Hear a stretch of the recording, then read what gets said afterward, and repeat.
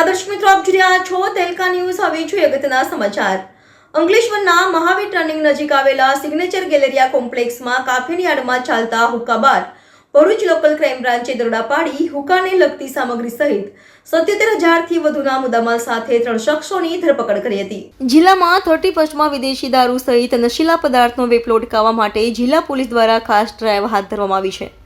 ત્યારે Bharuch local crime બ્રાન્ચની ટીમનો અંકલેશ્વર વિસ્તારમાં પેટ્રોલિંગમાં હતા તે દરમિયાન મળેલ બાતમીના આધારે સિગ્નેચર ગેલેરિયા કોમ્પ્લેક્સમાં 10-10 કાફેમાં ગેરકાયદેસર રીતે ચાલતા હુક્કા બાર પર રેડ કરી હતી. પોલીસે સ્થળ પરની હુક્કાની ચિલમ, હુક્કા નગાટ, હુક્કાની પાઇપ નગાટ અને ઇલેક્ટ્રિક સગડી તેમજ વિવિધ ફ્લેવર મળી કુલ 77,000થી વધુનો મુદ્દામાલ કબજે કર્યો હતો અને હવા મહેલ સ્થિત યુરો બિલ્ડિંગમાં રહેતો મોહમ્મદ સોએબ હનીફ ખાન પઠાણ, રહેમત ખાન હની ખાન પઠાણ તેમજ અબ્દુલ રહેમત ખાન શેખને ઝડપી પાડી પોલીસે વધુ તપાસ હાથ ધરી હતી.